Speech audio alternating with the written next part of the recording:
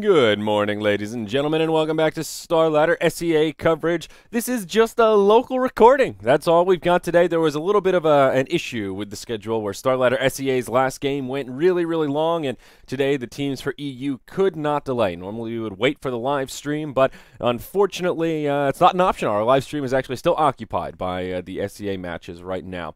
I'm Zyori, and I will be solo casting. My co-caster is also stuck in that SEA game, as it were. Mr. Blaze will be joining me for the second game today, but alas, we're going to have to make do with what we've got for our first match of the day. It is Empire versus XGame.KZ, and let's go ahead and hop right into the draft here as these teams are wasting no time getting started. And I need to still set up my overlays. Oh, daddy, oh, daddy. Let's see here. Bop-a-boo. There we go. So it was a first pick for XGame.KZ, and they did scoop up the Brewmaster. Empire took their time to think about it, but opted to grab the Tinker and the Visage as an opener. Of course, it is Nature's Prophet's second pick from XGame.KZ. So as you can see here, we do have Stallcat drafting for XGame, and it is Mag drafting for Team Empire. This is the new Empire roster. They are rocking it with Mag, Always Want to Fly, Resolution, Solo, and Silent. Of course, it is Solo, the new addition to their team.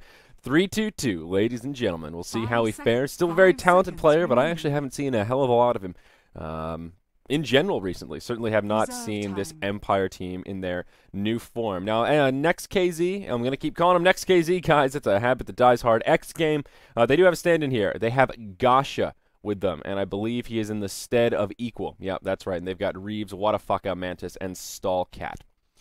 So an interesting opener for Team Empire. Recently, we've seen Visage almost exclusively paired with the Dro Ranger, and that's that pocket strat that Cloud9 have been known to run more than a time or two, but pretty damn frequently. And I wonder if they could be angling for a Dro pick here. Of course, she has not been banned out, so certainly could be an option. And they will just go ahead and pick up the Tinker, one of the teams still rocking old Tinky Winky. And, well, he made it through the draft. The big hero that I'm surprised has still made it is Doom. And Empire may be taking their time to consider their options here. Spectre could be a ban that they think about. And there you go. That's that Spectre ban. One of the best counters to the Tinker. A little bit of a coin flip counter, if you ask me. Kind of depends on the momentum of the game. There are plenty of occasions where Tinker can snowball out of control before the Spectre really comes online. And then she's just not so much of a threat.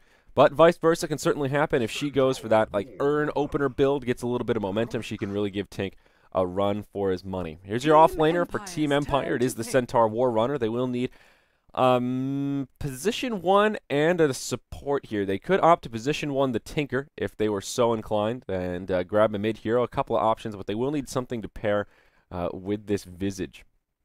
Now, XGame.KZ, they pick up the Rubik. Not a bad hero against this trio of heroes thus far. Centaur, Visage, and Tinker all have great spells to steal.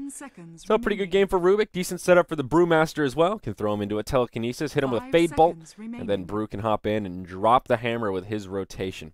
Sort of an interesting draft from X Games so far. 3 potent heroes, but still not a lot of synergy. They've got a little bit of Disable, a little bit of Push, some great mid-game fight with the Brewmaster, but will still need that hard carry of sorts, which of course they are still lacking. Radiant team pick. Sorry to tab out for a moment there, having an issue here. All right, so Earthshaker, the second support pickup for Team Empire, and wow, X Game. They know right away what they want, and it's the Ancient Apparition. So AA and Rubik, methinks they may be looking for a killer tri-lane here. Could be in the safe lane, could be an aggro tri, but AA, one of the better tri-lane heroes, and perhaps just angling to deal with Empire's potential tri-lane here. Visage, another one of those heroes, amazing in tri-lanes, mostly because of that soul assumption. In tri-on-tri, you can pretty much guarantee there'll be a lot of hero damage coming out just through harassment and little skirmishes, and boy, is that soul assumption potent when you have all those heroes in one place laying into each other. But Empire, they've got a lot of great setup here for this Tinker. Long-range initiation with the Earthshaker, especially once he grabs the Blink Dagger, some good follow-up, and just general good initiation with that global Stampede from Mr. Centaur. Stuns from the Visage Familiars, and then they've got the damage there in the Tinker. He'll certainly be able to take it into the late game, and once that Centaur hits level 6, they should have no problem either delaying team fights, using it as an escape mechanism, or finding team fights and using it as a way to initiate. One of the things I love about the Centaur. Now, Empire could be angling for something of an aggro tri-lane here. depending on what kind of a carry they want to pick up. And Luna is a hero that certainly would have fit well into that roster. She does a lot of magic damage herself, and she's just so damn good for pushing early on because of that aura. Again, it could be a Dro pick here. Could be the pocket strat. Not something Empire are known for, but it would work well here if they wanted to do something like an aggro try, and certainly if they wanted to knock some towers down and get that Tinker a little bit of extra momentum to get things started. And, of course, my co-caster is, oh, never mind. No, he sent me an affirmative that, oh, you started without me. Great. I thought the okay was, oh, I'm ready. But, oh, the Mirana. How could I forget about the Mirana? Made it all the way through the draft, and not to be banned out. It's sort of interesting. She's fallen a little bit out of favor in that sense. Doom's still an option here for XGame.KZ. And I'm not sure that they'll go for it, but it could work. Not the best tri-lane hero. But they could also tri-lane the Brew to prioritize the Blink. Pardon me. Put the Doom in the mid lane, and then throw Nature's Prophet there in the off. 10 seconds remaining. Doom versus Tinker, not the easiest lane for him, but he will get a little bit of momentum early 5 on seconds remaining. before Tinker needs to go back and hit the Ancients and all that kind of good stuff. I guess Reserve Doom's actually not that bad. He really suffers from a lot of physical damage, and that is not something that Tinker brings to the table, compliments of that super low starting armor on the Doom. But time will tell. I think XGame needs something to deal with this Tinker. Right now, they don't really have a hell of a lot. They just don't have much lockdown. Ancient Apparition and Nature's Prophet bring nothing to the table on that front, and okay, it'll be an anti-mage. So it looks like their goal is to try and take this one late, tango with the Tinker, and have an AM who can farm at a similar rate. At least I think that's their hope, and give him a run for his money. Interesting. This is the second anti-mage pick I've seen in 2 days here in Starladder. So maybe, just maybe, he's making a little bit of a comeback onto the scene. You never know. I think he still has really fallen out of favor. But to be fair, the anti-mage we saw yesterday when I was casting with Blaze did not go well. He got rectorinoed, as it were, to use a Twitch meme there. But we'll see. The big problem with Anti-Mage right now is he just doesn't fit into this meta. He takes too long to come online. A similar plight that Morphling has, a similar plight that the Weaver has. You need a core item before you can really start farming your other core items. And in the case of Anti-Mage, it's a Battle Fury. You know, obviously for Morphling, it's something like a Lincoln, sometimes a BKB if you're really under a lot of magic damage pressure. But essentially, he needs the Battle Fury. And it seems like that fighting Anti-Mage build of the Vanguard first, or maybe just right into a Yasha, just power treads drums and into Manta, something like that. It just doesn't work as well. Part of the power of Anti-Mage is his mobility with the Blink Dagger, or pardon me, with just the Blink ability, the built-in Blink Dagger, if you will. And when he gets that Battle Fury, he can just farm so damn quickly, and that's what makes him such a strong carry. It's not because he is the ultimate quintessential late-game hero. It's because he can get there at a faster mark. He can get 6-slotted before most other carries if he has the room to get that little bit of momentum. And in this current meta, it just doesn't happen. There's a lot of pushing, a lot of death balling that goes about, and it's just not so easy for Mr. Anti-Mage to make it happen on that front. But of all the games for an AM, this isn't a bad one. Empire will be looking to take a lot of mid-game team fights, but they don't have a huge amount of pushing power. I do worry, though, that they'll still try and run him down.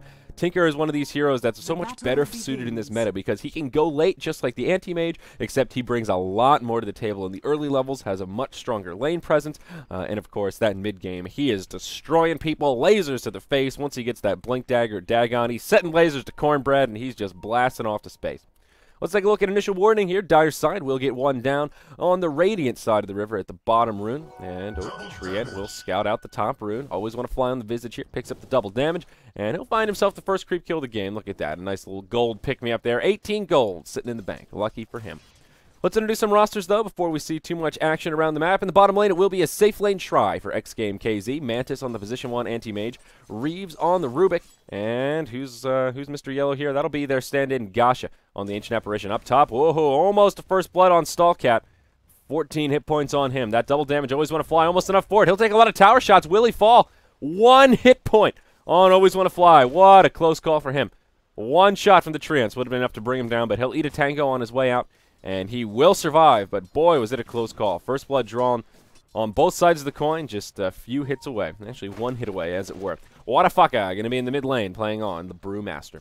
It is a 2-1-2 coming out for Team Empire, at least to get things started. Mag will be on the Centaur here, headed to the off lane. He'll be joined by 3-2-2 Solo on the Earthshaker. In the mid, it is Resolution's Tinker, as we've already seen, and up top, that means it will be Silent on the hard farming position 1 Mirana, and he'll be supported by Always Wanna Fly's very aggressive Visage. That double damage rune, off to the races as he tried to secure that first blood. So an interesting play here to put the Earthshaker down with the Centaur, and for a couple of reasons. One, Dire's side, I guess Centaur does struggle a little bit. Very easy for him to get zoned out. And looking at Dire Vision, they did not save an Observer Ward for this area of the map. So as a solo Centaur, it's very difficult to have a lane presence because you just don't know what the Ancient Apparition is up to.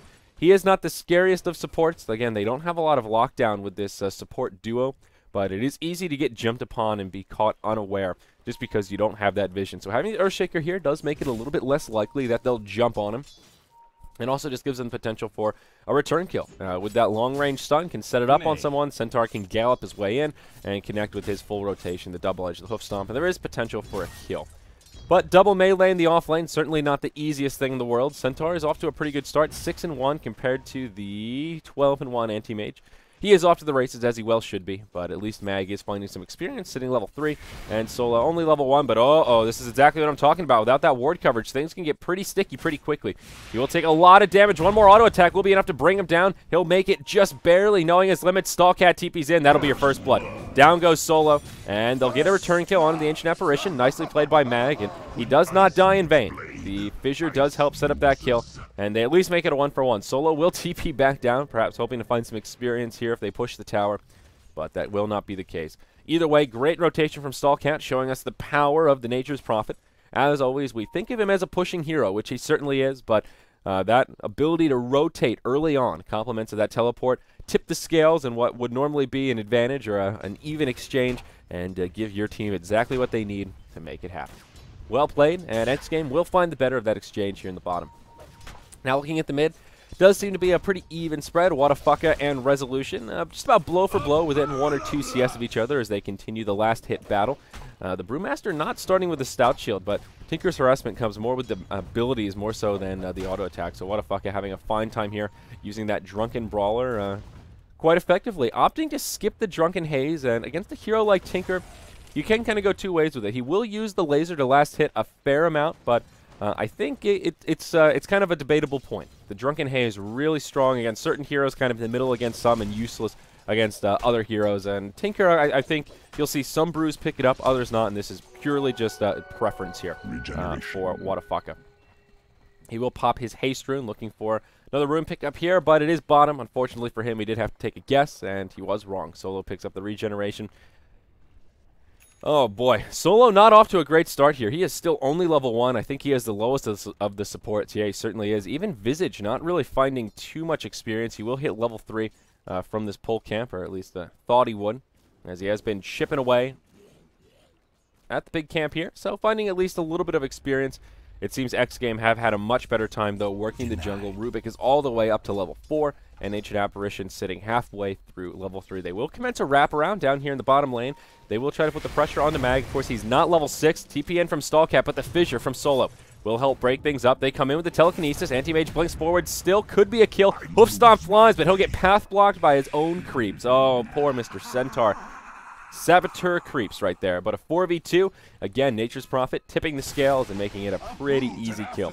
Will make a couple of tree ants and now just moves in the jungle to find a little bit of farm, and much needed farm at that. Stallcat was struggling up in the top lane, and that kill, as well as now time to make space in the jungle, will be good news for him. He'll find a decent recovery, and Centaur, who I thought was doing quite well, now takes a tumble, and he does find some Tranquil boots to go with his Stout Shield, but all things considered, his farm pretty lackluster right now. Now, Silent is getting a lot of space up here in the top lane on this Mirana. He is now level 6, has his phase boots complete, doing a nice hybrid build, getting that second point in arrow, so it does some extra damage, and also rocking the Starstorm, and he really is in free farm heaven. He's just about on point with that anti-mage, only trailing by a few last hits. So the difference here is the anti-mage will still need a lot of time to come online, and Mirana will sort of start to hit her first peak pretty soon here. Basically around level 9, we'll see a Moonlight Shadow deployed. Ooh, they'll get sneaky, walk right by a Sentry Ward, but no vision. There we go, it gets pinged out as Mantis walks over. He will be able to blink back, and he'll be just fine.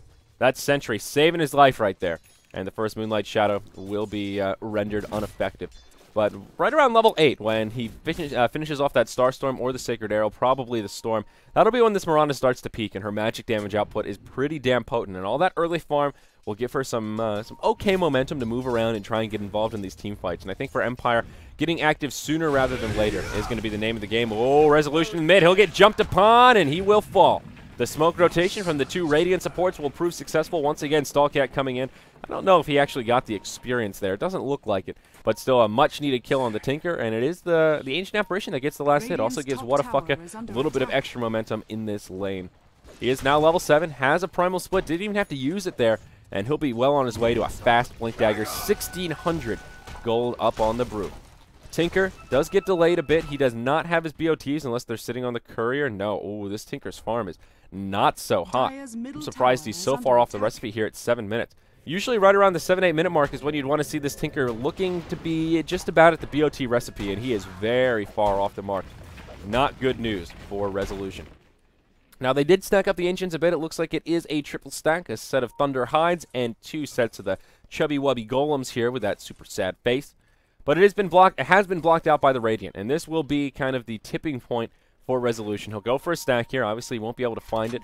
And this stack will get him about halfway to his BOTs, but still not the best timing we've seen. Up top, Gasha gets hit in the face by an arrow. Ends up being an easy kill for Silent. Essentially a solo kill. Visage will throw a couple of auto attacks, but Silent doing the bulk of the damage there. And he will indeed commit to this Starstorm build where he can just burst folks down just like that. Now, a great choice on the Radiant side to block the Ancients, and this will slow down Resolution so much. If this was left unchecked, he could potentially have his BOTs here. And that's when Tinker really comes online. That's his big farming item, sort of similar to the Battle Fury of the Anti-Mage. And yeah, you'll see here, about 800 gold on him. He'll get these 2 big Golem kills. And that'll be something, but still will be a little ways off the mark. Not looking so bad for XGame. This Anti-Mage has really had a lot of room to farm so far. And he's well on his way to a decently timed Battle Fury. Did get that early Quelling Blade and boots, as you would expect. Now picks up the Claymore. So he is just a Void Zone and a Broadsword away.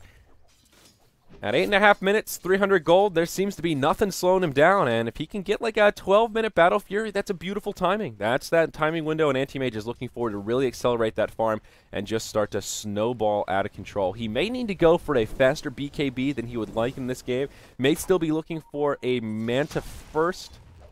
And not a bad game for the Manta. Not really much to dispel with it. You know, no Treant or no Drunken Haze or what have you that you can just easily dispel. No natural Orchid Carrier either. I think the BKB early on is going to be the name of the game for the Anti-Mage. He may still opt for a pretty quick Yasha. Sort of similar flavor to that Ndanga Siren. It's just an extra mobility tool. Gives you a lot of effective damage and just a great item for farming or accelerating your farm in general. So still may be an item he stops off for, but BKB will certainly be a core. Blink Dagger up on the Brewmaster now. So Whatafaka, he's been pretty quiet in lane. Did prioritize that Blink Dagger farm, but now whenever the next skirmish breaks out, XGame have their big mid-game fighting tool that they need to make it happen. We will see a skirmish break out in the top lane. Stallcat TP's in. Visage is now 6, has his birds. And then we'll be flying into the tower. Mag, level 6 as well, will come in right onto Gasha. Even Moonlight Shadow deployed. They'll be able to bring down the Ancient Apparition in a matter of seconds. Mag showing off his burst there, even at only level 6. Taking him down with the double edge. No problemo. Mid lane, Silent, taking a little bit of damage here. Whatafaka won't overcommit. There's a Radiant Sentry down, so the Moonlight Shadow won't be particularly potent. But the Mirana will survive. Bottles up a double damage rune, and they may be looking to reinitiate somewhere around the map. With a DD, if they connect with an arrow on pretty much anyone, that will ensure the kill. And it looks like their sights are set on Stallcat. Beautiful positioning from him. Notice how there's always a creep between him and this tree line here where he knows this could be a possibility. But Stampede in. He will put a nice sprout onto Silent. There's just no angle for an arrow. Huge TP reaction from the Radiant side. Stallcat will still fall. Whatafaka. There's your Primal Split. Mag completely isolated in the trees, and they will commit on him. Everyone else will be able to make the escape, and it will end as a 1-for-1. Just the Centaur for the Nature's Prophet there. Really not a great trade for XGame. They committed a lot for that. A Primal Split and 3 TPs on top of the Nature's Prophet. They committed a lot more than they got out of that, and it was still just a 1-for-1. I think Empire will be pretty happy with that trade. Down in the bottom lane, Ancient Apparition now finds level 6, compliments of that set of kills, and will fire an ulti here to the bottom lane. and will actually not connect with anything. Resolution will barely just hop out of the range. Radiant's middle But still a good tower fight is for under Empire. attack. And if you look at that, you can see it on the graph. About 1,000 gold lead, 4,000 experience in the edge of Empire. Dire's top Perhaps tower XGame is can get a under tower here. If that push does fall up into a tower, that'll be easy. But holy, he's want to fly. Oh, daddy. He just walks right into the danger zone. I don't know what the plan was there. He does get a kill onto the Reeves, but I don't know. A 1-for-1. He had the big streak. Definitely not the trade they were looking for. And I don't know how he was planning on surviving that one. He popped the mech, but I don't know if that was a miscommunication, maybe a failed bit of Radiant's pathing. middle tower is under Now they'll be able to attack. go in. Stallcat will fall. That makes it a 1-for-2. That does tip the scales a little bit. More importantly, they do defend the tower, so Empire do find it an okay trade, but I think a little bit of patience could have gone a long way there if Visage had just waited for some team support. Even if Solo was there to break up that fight with a Fissure, create a little bit of space for the Visage, that could have been a completely different exchange. Now in the mid lane, we'll see Wadafaka in big trouble. No primal split on him. He will get chased down by the birds as well as Silent. Gets hit by the laser. One more auto attack will bring him down. The Thunderclap buys him the time that he needs. He will be able to TP, and he lives. Resolution gets hit by an Ice Blast, and Reeves will be able to make it back. Tinker does find a stray rocket to bring down the Brewmaster. Nicely done, and they find a kill there. Empire continuing to find momentum, and now split pushing will commence around the map. Down bottom, Mantis and Stallcat pressure this tier 1 tower, get it down to about half health, and Resolution will be there to defend. He ends up finding a decent BOT timing compliments of those Ancients and just moving around the map. He is now level 11 as well. That's the big disparity here. He's the highest Radiant's level in the middle game tower by is under 2. attack. And that is actually Dire's a big bottom difference tower maker. is under attack. Anti-Mage, how's he looking on this Battle Fury timing? Now just a Void Stone away, has the Broadsword and the Claymore, and he does have enough for the Void Stone here. Picks it up, and there you go. So he will have about a 13-minute, maybe 13.5 Battle Fury. A decent timing. Not good, not great. That's where we'll put it here. So he is still on point to ball out of control of Empire, give him the room that he needs to farm, but it looks like they won't do that. They've already taken out the top tier 1 tower, and Empire are starting to gain more momentum around the map. 3,000 gold, 6,000 experience in their favor. Now it's like as soon as that Tinker got the BOTs, it was just flipping a switch, and now all of a sudden Empire just cruising around the map and putting a lot of pressure on. Also this early mech from Always Wanna Fly. A big disparity here. No mech on the Radiant side whatsoever. Oh, man. We'll talk about this Nature's Prophet build in just a second. Actually, we'll have a moment here. He is going for this Euro pub build, the Radiant's double no top tower tally is under straight into the Blade Mail. We saw it the other day when I was casting with PPD for Starladder EU, and not a build that I'm a huge fan of. It can be okay, especially against the Tinker because, well, he can't turn off the March of the Machines once he starts them. So you can just kind of stand in him and return a lot of damage, but you take a lot of damage too. It's a build that gives you an odd amount of fighting utility, but I'm not sure how great it actually is. Visage will get jumped upon here in the mid lane, and he will fall. We catch the tail end of it as Primal Split comes out. Thought the Dire side would be the ones to initiate there, but they just don't find the opening. Now this mid tier 1 tower will take a lot of pressure. They come around the backside. Rubik falls as Mag hops in with his Blink Dagger. Stray arrow flies through and will be off the mark.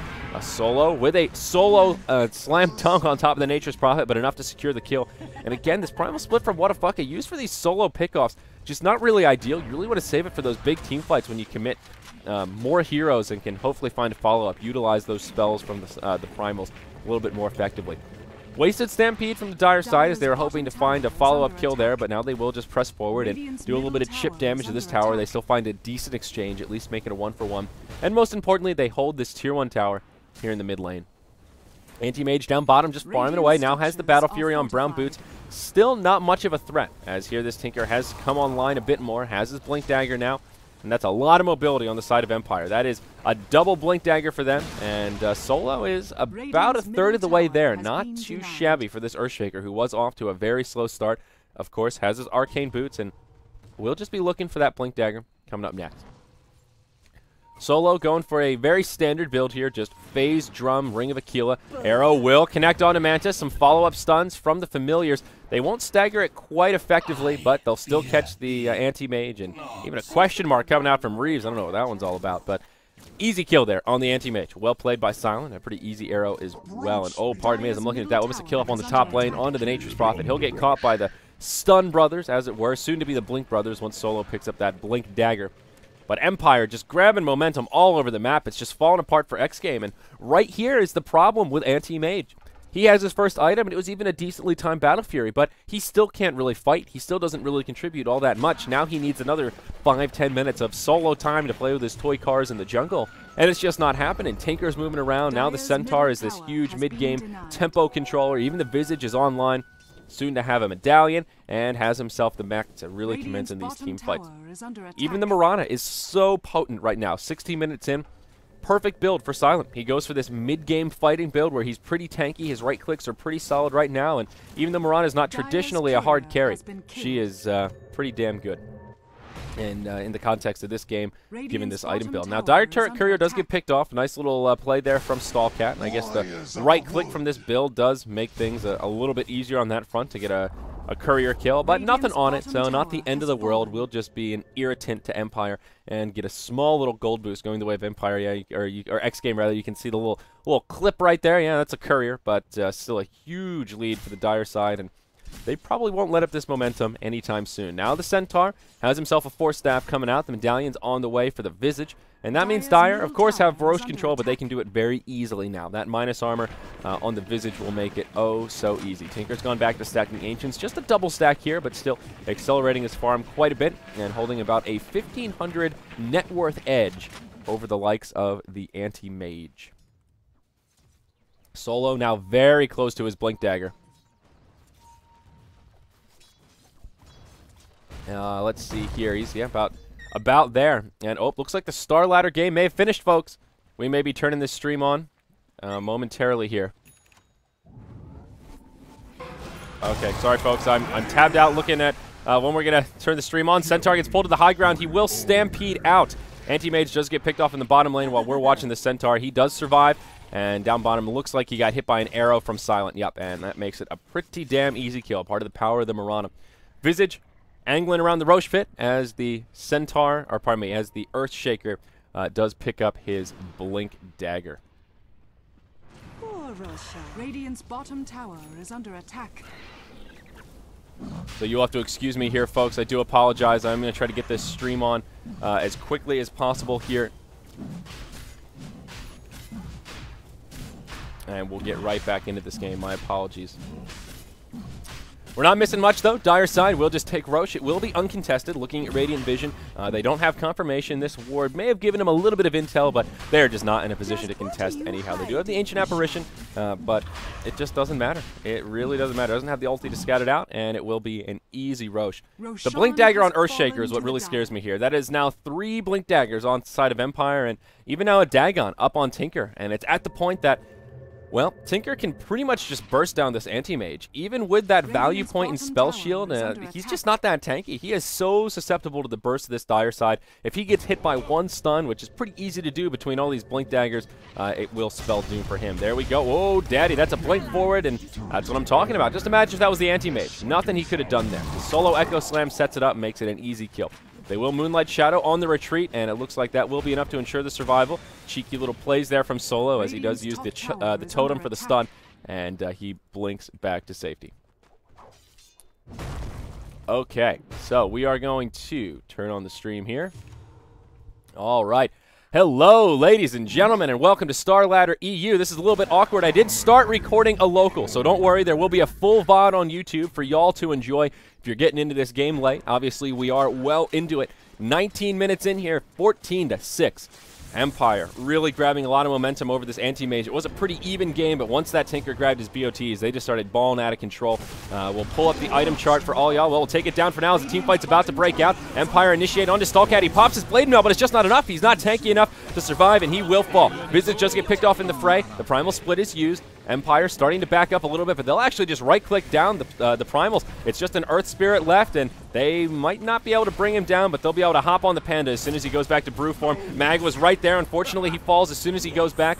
Reeves taking some damage from Silent. He will get clicked down as he gets hit in the face by an arrow. And Tinker leveling up that Dagon, maybe looking to reinitiate in the fight. Solo being cheeky in the trees, has another fissure coming up in just 1 second, but Mantis will bring him down. Now Solo goes blow for blow, gets the second star on him, secures the kill, and finds the one on the Ancient Apparition off to the side. It will cost him anything and everything, but now Resolution, he's right back in the fight. He'll finish off What a Fucker. He goes in onto Stallcat, and he will BOT home, but it's a theory of mutual destruction here. Looking at buybacks, no buybacks burned, and it was a 4 for 4 when it's all said and done, I think. Stallcat actually did fall and then get back into the fight as he respawned, I do believe. He was the first to go down, so maybe it was a 5-for-4 exchange.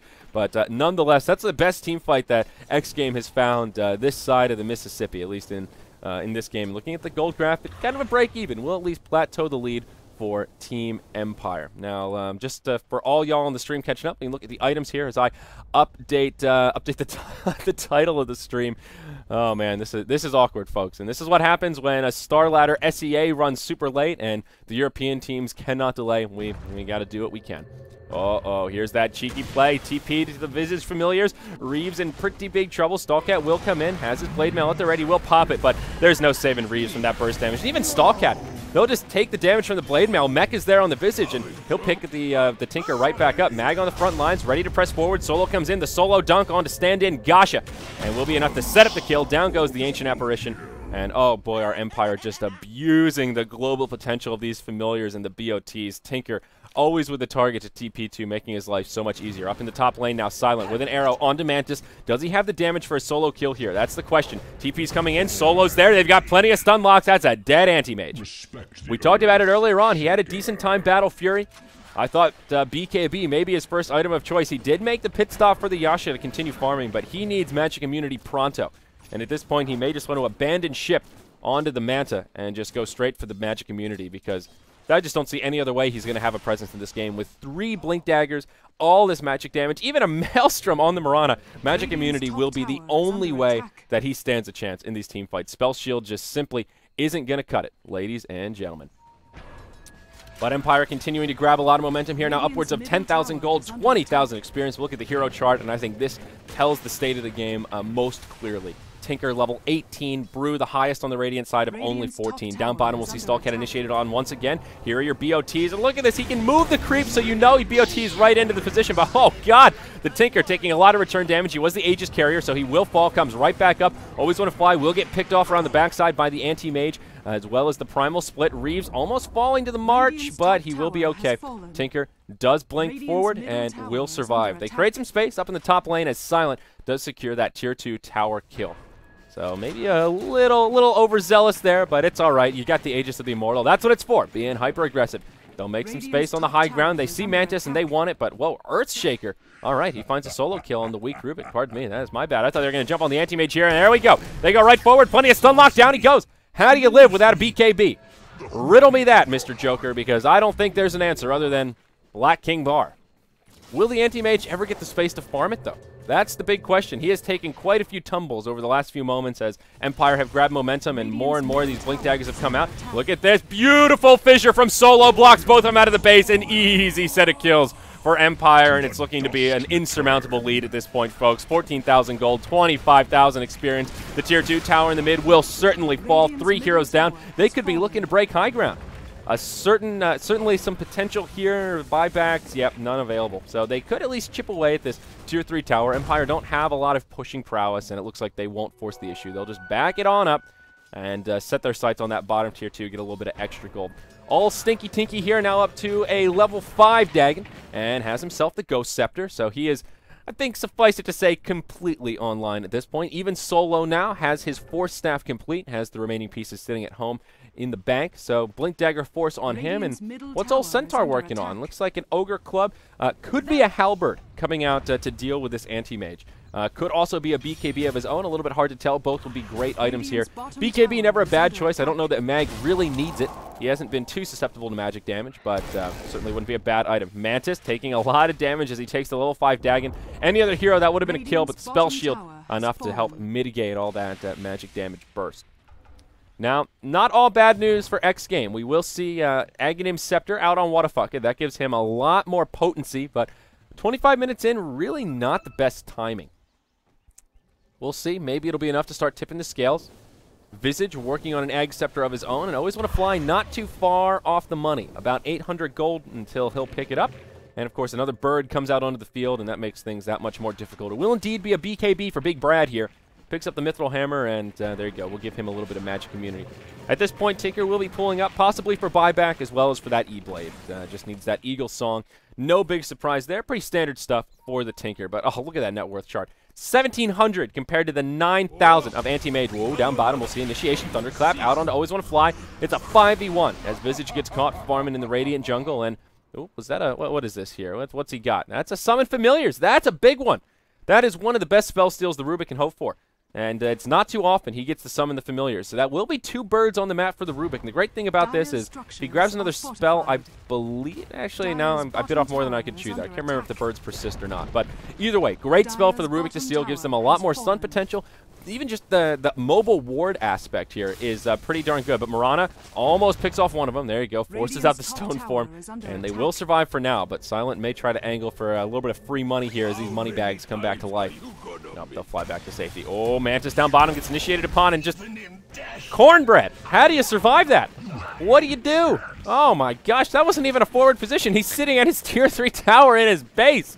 Oh, this anti-mage just isn't safe anywhere. And I talked about it in the local, but for the sake of the live viewers, this is a great example of why anti-mage is just not so great in this meta. He needs too much time to come online, and they just aren't giving it to him. What a fucka initiated upon. He has the ultimate, but it just doesn't matter. They've got the stun locks to bring him down. They need BKBs, and there is not a BKB to be found on this Radiant side. Not even the beginnings of a BKB. And all of this magic damage, all of this crowd control is just proving too much for XGame.KZ to handle.